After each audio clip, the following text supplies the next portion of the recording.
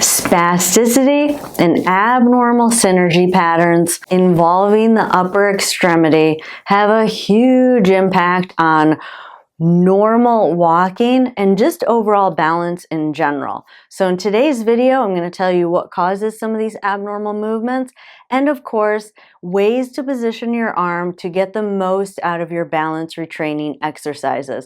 If you're new to this channel, I'm Tara, I'm a neurologic physical therapist, and on this channel we talk about anything and everything related to mobility, health, fitness, mindset, in the context of neurologic injury, with the end goal of empowering you with as many tools as possible to take ownership of your rehab program and reach your highest maximal level.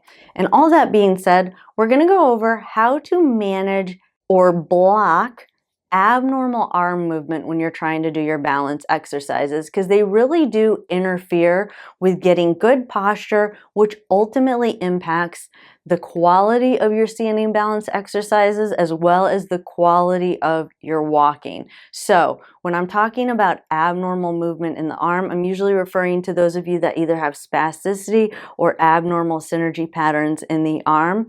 And for the most part, there are some kind of classic or typical patterns that happen after damage to the brain. One is that when you go to walk or stand, your arm will rotate inward and the elbow will flex up. The other one that I often see is that the shoulder will drop and come forward. For others, the shoulder will do the exact opposite, is it'll draw up and pull back. And all of those kind of abnormal movements in this, we'll call this upper quadrant, are due to a combination of spasticity and an abnormal synergy pattern. So in today's video, I'm going to give you some tips or ways to position the arm to block some of those movements from happening to really get the most out of your balance exercises. So first, let's talk to those of you where your arm rotates inward and the elbow flexes up. Ideally, you want to block both of those movements. So what we want to try and do is find any way we can to keep that arm straight so that it doesn't draw up and stop it from internally rotating. Now to keep it straight, I like to just take a dowel rod, put it behind the back, palms facing forward, because that'll also stop it from rotating inward. I see a lot of people online that do it with their palms facing backwards. You really want your palms facing forward, and you can see right away that this bar holds that hand back so that it can't draw up. And by holding it palms facing forward, you're keeping that arm externally rotated, so stopping that internal rotation. The other tip or strategy that I like is to take a very tall pole, put your hand all the way on the top of it. If you need to strap your hand onto it, go ahead and just strap your hand to it.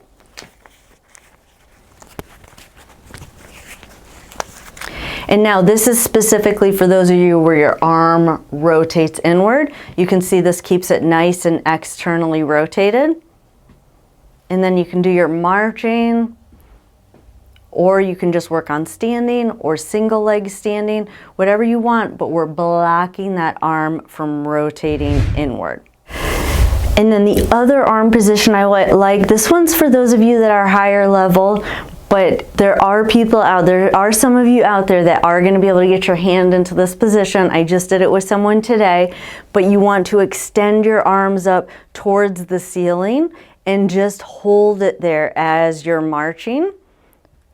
So one of the reasons the arm pulls in, internally rotates and draws down is because of our latissimus. So this really puts that latissimus on like maximum stretch and really can block it from doing that. So again, trying to hold, some of you are going to be able to do this. Some of you are going to look at this and be like, there's no way I can do that, which is fine. It's really for those of you that are a little bit higher level, but you still feel like that arm just comes down, that shoulder drops just a little bit when you're walking. Again, just holding it up here and then doing your balance exercises with that bar above your head. Even if it's just standing, really paying attention to see if that arm's really trying to pull down and kind of pushing against it, almost like you're pushing back up into the ceiling as you do that. And again, this is out of a synergy pattern. So this is uncoupling some of those muscles that are abnormally coupling together that are causing that arm to pull in and flex up. And then the other position I really like, again, to block that arm from flexing up and rotating inward, is to do some exercise with a chair behind you. You want a chair so that your hand can't pull around it. So maybe something a little bit wider, maybe even standing behind a couch and putting your hands on the back of the couch, and then just marching. Again, keeping that arm back, blocking that unwanted movement in the upper extremity or in the arm. Now, why is this so important? Because to continue to progress your walking back to normal, you really do need to uncouple that upper body and that lower body. So getting the lower body to work independent of the upper body, as well as those involuntary movements in that arm really do impact the ability to regain control in those standing muscles. So give some of these hand positions a try. Let me know what you think. Also, if you're someone that's experimented with other ways to stop some of those involuntary movements, leave them in the comments below. If you're new to this channel, this is kind of just a midweek bonus video. I do a little bit more in-depth, longer videos on the weekend, so definitely tune in for that. If you haven't yet subscribed, definitely hit that subscribe button and turn on that notification bell, because that's how you'll get notified every time I upload new videos. I enjoyed spending time with you all today, and I will see you in the next video. Have a good day.